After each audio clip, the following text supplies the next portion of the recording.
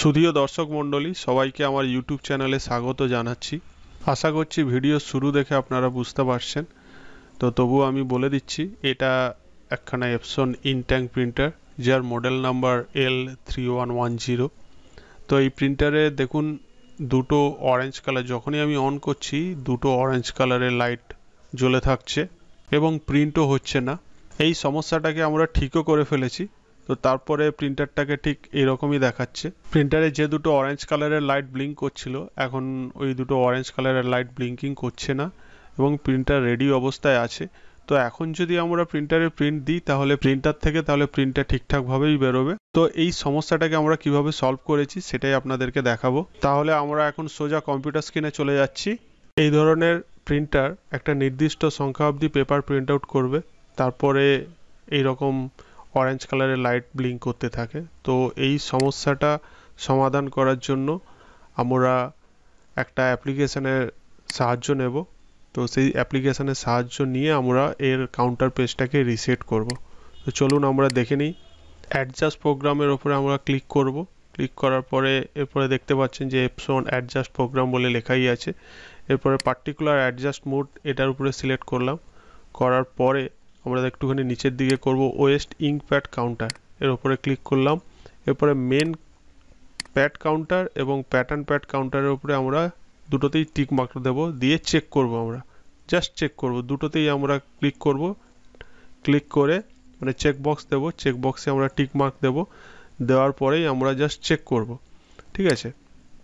তো চেক করলে আমাদের এখানটার কাছে রেজাল্টটা চলে আসবে। দেখুন এই যে দুটো নাম্বার চলে আসছে, এই যে ম্যাক্স পয়েন্ট হয়ে গেছে। তো আমাদের মেনলি এই মেন প্যাড কাউন্টারটাকেই রিসেট করতে হবে। তো এটা 100% আমরা ইউজ করে ফেলেছি। তো এর জন্য এখন রিসেট করার জন্য দুটোতেই চেক বক্সে আমরা ক্লিক করলাম।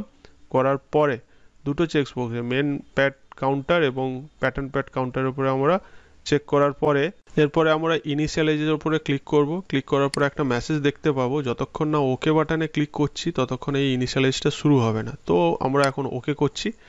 ওকে করার পরে আমরা দেখতে পাবো যে একটা মেসেজ এসছে, please turn off the printer. তো যতক্ষণ না আপনি ম্যানুয়ালি এই প্রিন্টারে পাওয়ার কাট করছেন বা বন্ধ করছেন ততক্ষণ অবধি এই মেসেজটা আপনার কাছে শো হতে থাকবে। তো আমি এই মুভমেন্টে ম্যানুয়ালিভাবে প্রিন্টার থেকে পাওয়ার কাট করছি। পাওয়ার কাট করার পরে এখন আমি ওকে বাটনের উপরে ক্লিক করব, ঠিক আছে। তো ওকে বাটনের উপরে এখন আমি ক্লিক করে দিলাম। এখন দেখাচ্ছে যে waste page counter has been initialized properly, please turn on your printer, then click okay, ঠিক আছে। ম্যানুয়ালিভাবে আমি প্রিন্টারটাকে অন করার পরেই তারপরে ওকে বাটনের উপরে আমি ক্লিক করব। প্রিন্টার অন হয়ে গেছে, ওকেতে ক্লিক করলাম। রিসেটটা ঠিকঠাক হয়েছে নাকি সেটার জন্য আমরা পুনরায় চেক করব। তো দুটো চেক বক্সে আবার টিক মার্ক দেব, দিয়ে আবার পুনরায় আমরা চেক করব, ঠিক আছে। তো দুটোতে টিক মার্ক দিয়ে আমি এখন চেক বাটনে ক্লিক করলাম।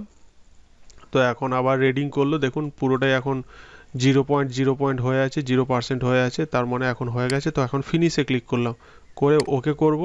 করে এইটাকে আমরা ফিনিশে ক্লিক করার পরে আমরা এটাকে ম্যানুয়ালি ক্রস করে ক্লোজ করে বেরিয়ে যাব। প্রিন্টার তো রিসেট হয়ে গেছে। তো এখন আপনাদেরকে দেখাচ্ছি যে প্রিন্টার থেকে প্রিন্ট হচ্ছে নাকি। প্রিন্টার এখন রেডি কন্ডিশনে আছে, কোনো অরেঞ্জ লাইট ব্লিঙ্ক করছে না। তো আমি এখন একটা ফটোকপি বানিয়ে আপনাদেরকে দেখাবো। তো একটা পেজ আমি ওপরে দিলাম স্ক্যান করার জন্য এবং আমি সেটার ফটোকপি বানাচ্ছি এই মোমেন্টে। তো কোনো অরেঞ্জ লাইট ব্লিঙ্কও করছে না এবং ফটোকপিটা তৈরি হয়ে প্রিন্ট আউটও বেরোচ্ছে এই মোমেন্টে। তো আশা করছি ভিডিওটা আপনাদের ভালো লাগবে।